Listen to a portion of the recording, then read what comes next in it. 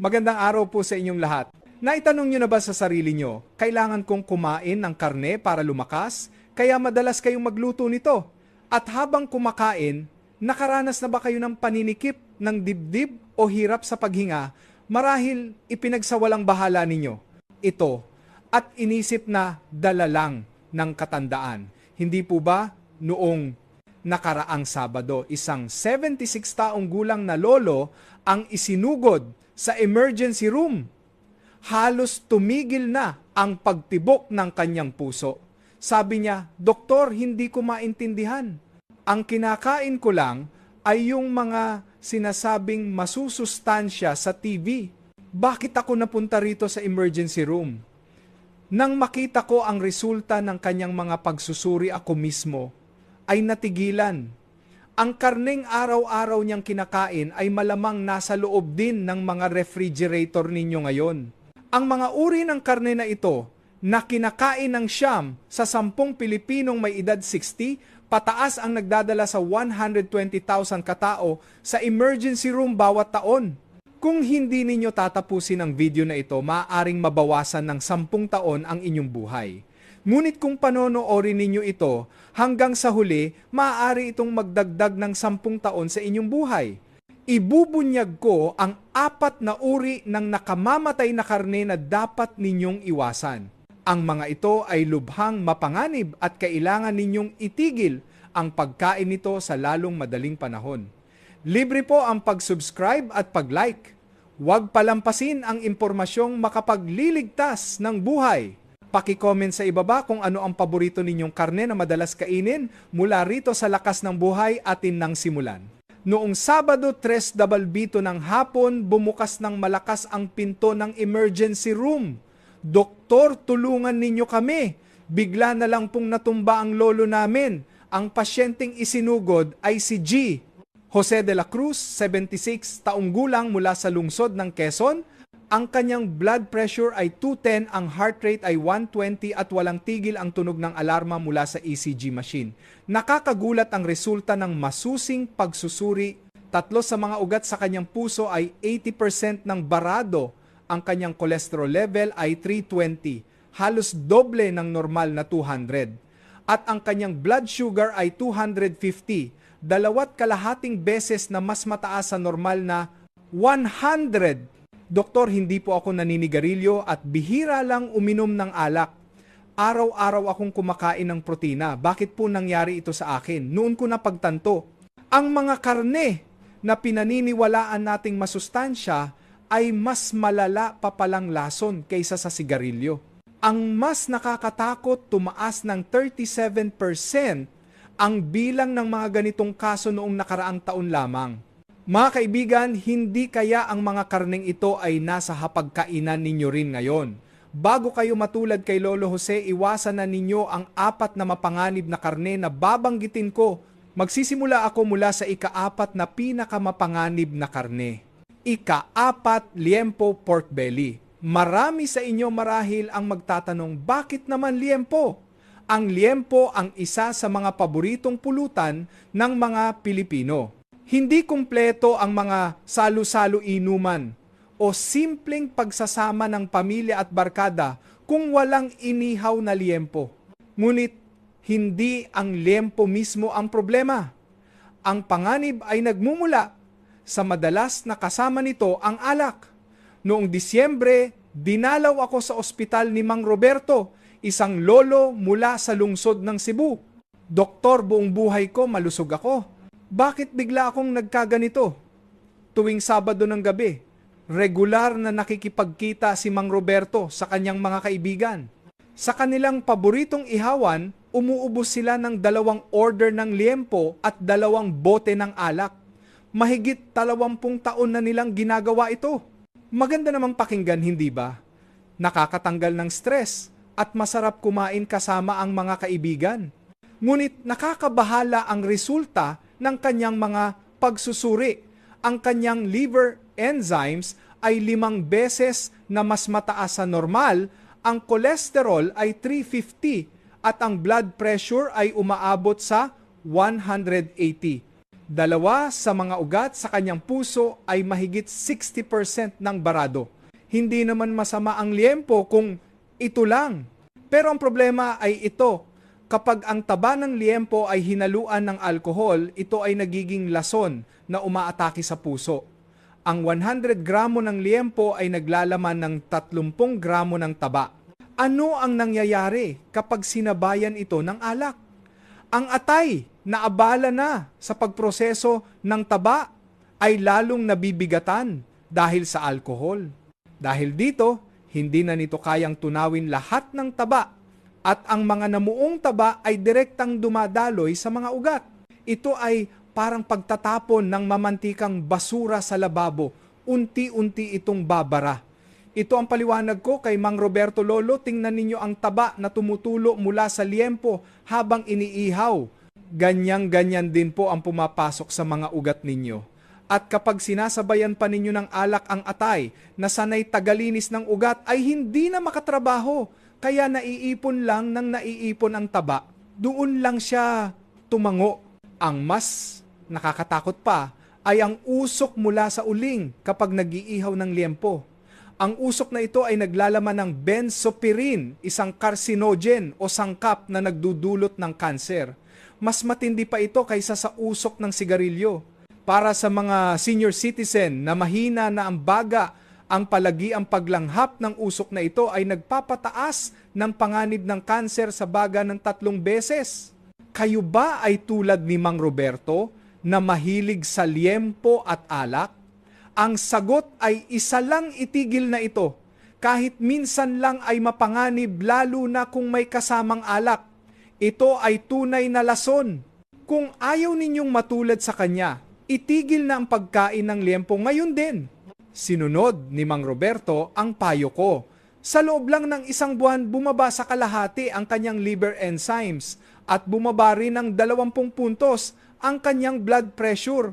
Ngunit pagbalik niya, tinanong niya, "Doktor, okay lang ba ang ibang karne tulad ng pork chop?" Sabi nila, mas hindi raw mamantika iyon. Noon ko napagtanto ang isa pang malaking pagkakamali. Ika-3 pork chop pork neck law in marami.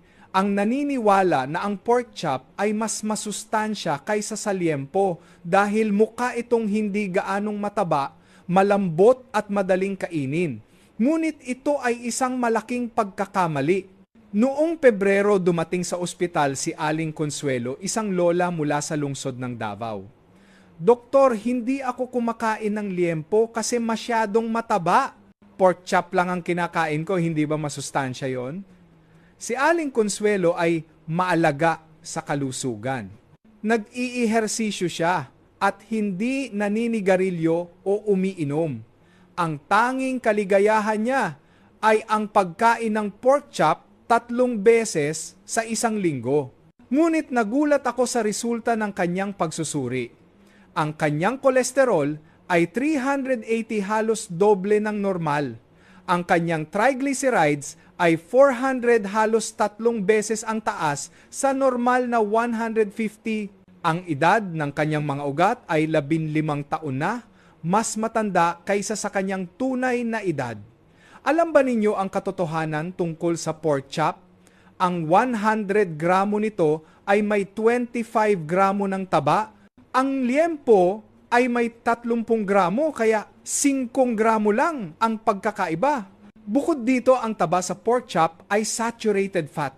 Isang masamang uri ng taba na direktang dumidikit sa mga ugat tulad ng sebo na tumitigas sa malamig na tubig. Ang mas delikado pa ay ang paraan ng pagluto nito. Dahil malambot ito, madalas itong niluluto ng matagal sa mahinang apoy. Pero ito ang masama. Ang matagal na pagluto ay nagbabago sa protina ng karne at lumilikha ng nakalalasong sangkap na tinatawag na Advanced Glycation End Products, AGEs, na nagpapabilis ng pagtanda ng ating mga ugat. May isa pang patibong ang pork chop, mataas ito sa sodium na may 200 milligrams bawat 100 gram. Para sa mga senior citizen na mahina na ang kidney, ang sobrang sodium ay nagdudulot ng pamamanas at pagtaas ng blood pressure. Ito mismo ang nararanasan ni Aling Consuelo. Madalas mamaga ang kanyang mga bukong-bukong at mukha tuwing umaga na inakala niyang dala lang ng edad. Kaya ano ang dapat gawin sa pork chop? Ang sagot, iwasan ito. Ito ay kasing delikado ng liempo. Itigil na ito bago pa tumanda ng 15 taon ang inyong mga ugat. Sinunod ni Aling Consuelo ang payo ko at sa loob ng 2 buwan, nawala ang kanyang pamamanas at bumaba ang kolesterol. Ngunit may tanong siya, Doktor, paano naman ang karne ng pato? Sabi sa TV, masustansya raw yon. Dito ko natuklasan ang isa pang malaking maling akala. Ikadalawa, karne ng pato duck meat. Marami ang magtataka, bakit bawal ang pato? Hindi ba't pampalakas yan? Kilala ito bilang pagkain para sa kalusugan, lalo na ang mga lutuin tulad ng tinolang pato. Pero ito ay isang nakakatakot na pagkakamali. Noong nakaraang tag-araw, dinalaw ako ni Mang Andres, isang lolo mula sa lungsod ng Baguio. Doktor, karne lang ng pato ang kinakain ko para lumakas. Pero bakit ako nagkaganito? Si Mang Andres ay maalaga sa kalusugan. Tuwing kailangan niya ng pampalakas, kumakain siya ng tinolang pato at 2 beses sa isang linggo kumakain ng karne nito. Ngunit nakakagulat ang resulta ng kanyang mga pagsusuri. Ang kanyang liver enzymes ay 120 beses na mas mataas sa normal na patropo. Ang kanyang uric acid ay 10 halos doble ng normal na 7. At ang kanyang kidney function ay bumaba na sa 60%.